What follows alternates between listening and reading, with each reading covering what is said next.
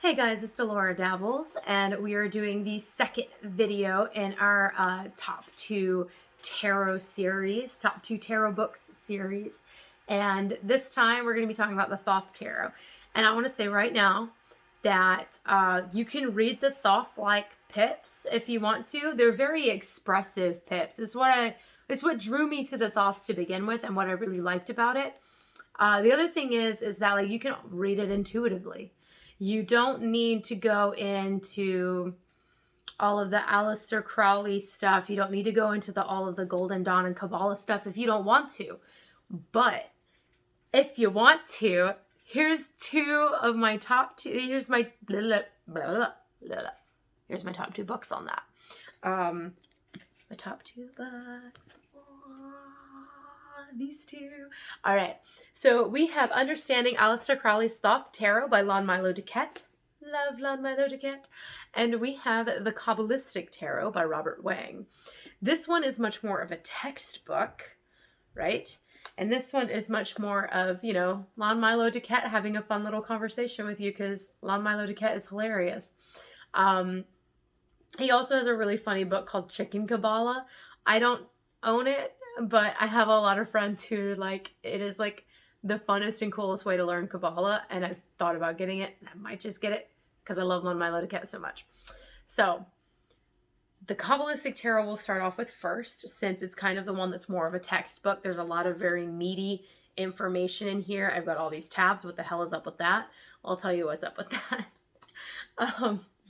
I have, because this book goes very, very in depth. It goes through the kings, the queens, the princes and the princesses.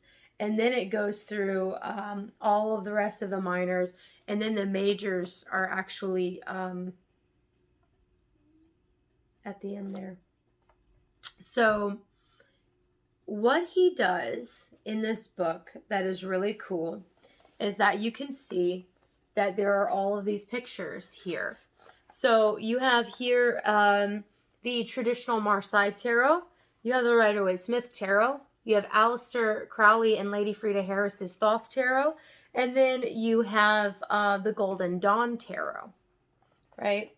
I forget exactly which Golden Dawn Tarot that is, but I know that this book states it. So I think I will find that for you guys real fast, so you guys know exactly which deck that is. I came wholly unprepared. So sorry. The sequence of the illustrations, Golden Dawn 1890. Yeah, so that's all it says about the Golden Dawn deck, is that it is Golden Dawn circa 1890. Anywho, I love this book. It is definitely a textbook. This whole bit right here is talking about the Kabbalah, the Zodiac, and kind of how to find your birth card in the Golden Dawn system, which is kind of cool. You have a birth card. Mine is the Two of Swords. Anyway, it's very much trying to give you this whole first part here before you get into the cards. It's all about explaining very complicated Kabbalah to you. I skipped that section when I first read this book and didn't know anything about Kabbalah. If you already know a good bit about Kabbalah, then this section is going to be really cool to you. If you don't, it's going to be hella confusing. But you don't need it to read the rest of the book. You really don't. It is very in depth on each card. That's why it shows 4 different pictures for each card. And I love that. I'm trying to figure out why I tabbed this. Let's see. Oh, he gives a brief outline of all the divinatory meanings. So his divinatory meanings are at the back as well, which is one of the things that I really like about Milo DuQuette's Understanding the Thoth Tarot, is that his divinatory meanings are at the back. So he takes every card in depth and then gives you the divinatory meaning at the back. And the reason why I like that is that if I am stumped and I want just the divinatory meaning, I can find it very quickly. If I'm looking at an entire spread, and let's say I don't know anything about how to read the Thoth, and I'm just flipping through the divinatory meanings by themselves, it makes it very easy. As I'm reading through and studying each card, because I'm not even seeing the word divinatory meaning, my brain does not go into memorization mode. And it's kind of weird. Like, as a tarot reader who's very well read on books about the tarot, when I see divinatory meaning, I go, memorize, memorize, memorize. And that's not good. So I really like, for that weird eccentric reason, that's why I like that the divinatory meanings are at the back. Now, that's so funny. I just realized the structure is very similar between these two books, because it gives you an intro on all things Kabbalah and Aleister Crowley, and specifically on why Crowley chose to do different things that he did. The entire beginning of the book is really cool. Let me find the chapter header. It's been a while since I read the first part of this book.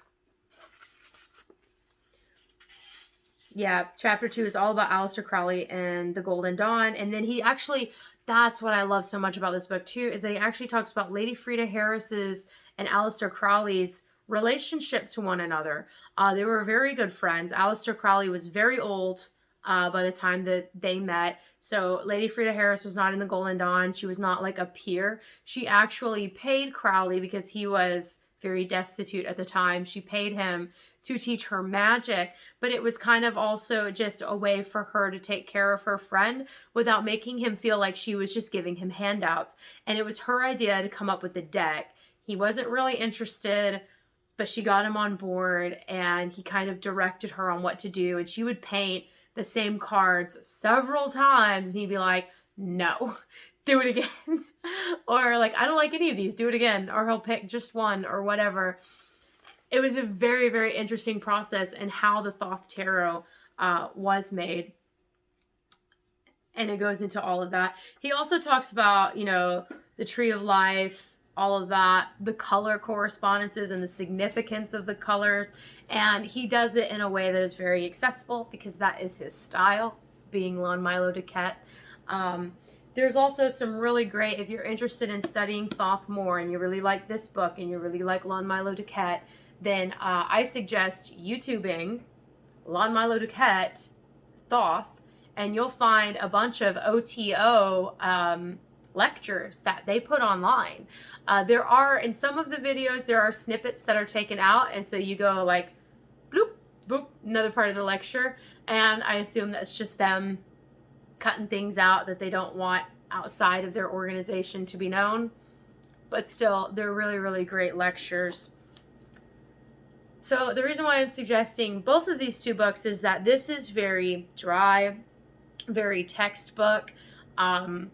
It has really, really good comparisons. And instead of just focusing on Aleister Crowley's Thoth, it focuses on all ways of using the Kabbalah to read the tarot, including some of the Kabbalistic themes that are in the Rider-Waite-Smith deck, which some people don't realize. So I like that too, because A.E. Waite and Pamela Coleman Smith were in the Golden Dawn together. That was their thing that they were both really into.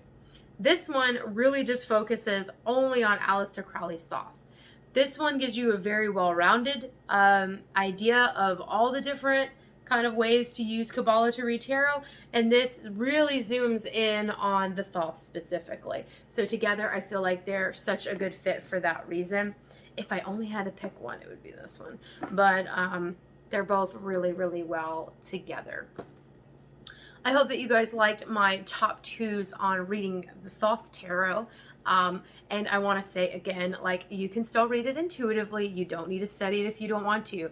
This video is for those who want to study the Kabbalah in the Thoth, right?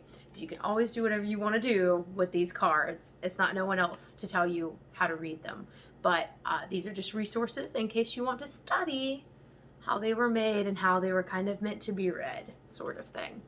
So I hope that you guys liked this video. If you did, please hit like so that I know that these are the kinds of videos that you like. And hit subscribe if you like the resources that I have suggested. And until next time, happy dabbling and bye-bye.